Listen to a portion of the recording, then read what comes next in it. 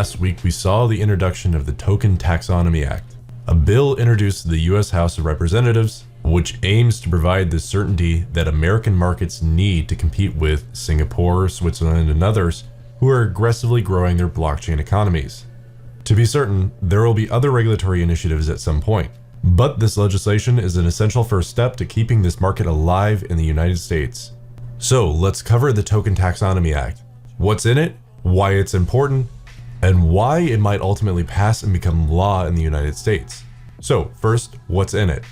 Well, in the most important sense, the bill would introduce one vital and important change for the crypto markets. It would give tokens their proper legal classification, thus allowing US citizens once again to have the freedoms to fully participate in the markets.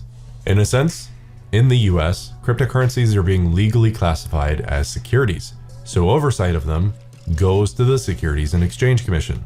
The Token Act takes this on directly and removes the security classification and thus the SEC oversight. It clarifies a 1946 court case that the SEC has been using to determine what a security is and effectively makes it clear that the finished product, that being a cryptocurrency token, is no longer a security.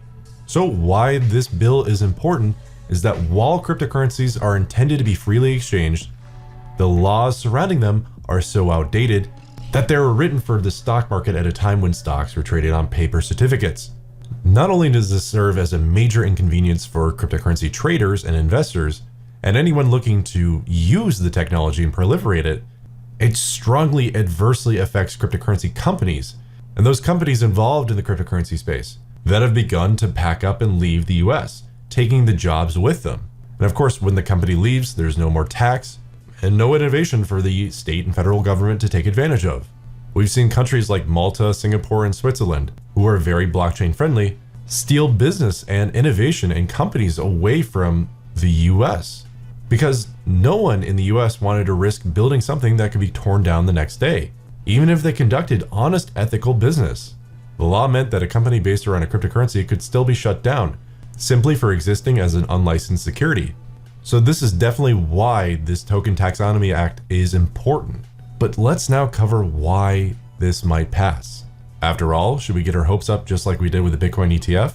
Probably in poor taste, but I think that example serves to illustrate why the crypto space would be hesitant or skeptical of anything, especially regulators, seeking to work with us and not against us. After all, it's been hard going these past 10 years to become established, to become recognized, to be seen not as a scam, but as a legitimate, new, innovative technology that will better humanity. So of course the crypto community is going to be skeptical of anything that, for all intents and purposes, will make it easier for proliferation and seriously introduce a lot of liquidity to the crypto markets. But again, why should we consider this as a possibility? Well, for one, it has bipartisan support. Warren Davidson, a Republican, and Darren Soto, a Democrat, are behind the bill at its inception. And as I said, it officially frees the emerging technologies of blockchain and cryptocurrencies from their current state, bound to outdated laws passed nearly a century ago. In conjunction with this bill, we also have House Resolution 528, which addresses laws regarding the transferring of money, and notably frees cryptocurrency from them. But none of this will matter if the bills won't pass.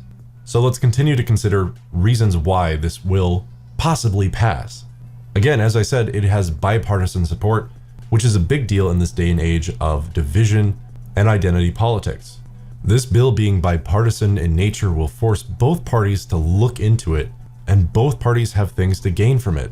More than anything, these politicians could embrace the innovation that could help the US be seen as a thought leader and serve as an example for the prowess of the US economy. That's something that should have bipartisan support.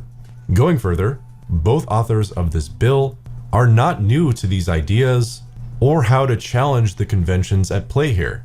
Back in September of last year, they issued an official letter to the SEC requesting their clarification on how they would regulate ICOs. They clearly stated their concern that the SEC was using a, quote, heavy-handed approach that could stall innovation when it came to cryptocurrency. Their letter had 14 signatures overall, with both Republicans and Democrats signing on. It's reasonable to assume that those 14 lawmakers haven't changed their minds about cryptocurrency in the past 6 months, and they form a core of individuals who can go on to influence their peers. What also helps our cause is the bear market of the last year and a half, which has really settled the cryptocurrency market. And then you have institutional players like Bakkt, Fidelity, TD Ameritrade, all getting on board.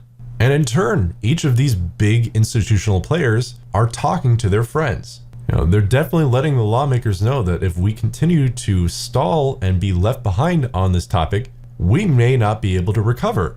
There are extrinsic factors at play here. Are you telling me that the US wants to be passed by China in terms of technological innovation?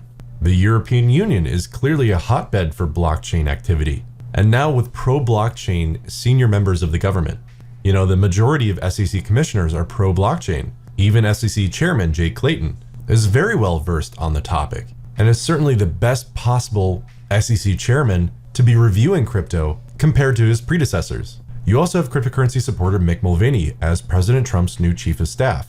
And ultimately, it comes down to the bill landing on the president's desk and being able to be signed. With the possible economic activity, jobs, innovation, and simply what's at stake, I think this bill, or one inspired by it, will soon end up on the president's desk. But I'd like to hear what you think. Do you think we're close to more pro-blockchain regulation? Or do you think we'll continue to be left out in the cold? These are the big topics we talk about every day over at ReadySetCrypto.com. We diligently study the markets and try to understand the future of money, of finance, and of investing, and how crypto is going to fit into all of it. So come check out our website at ReadySetCrypto.com. And thanks again for watching. I'll see you in the next one. Cheers.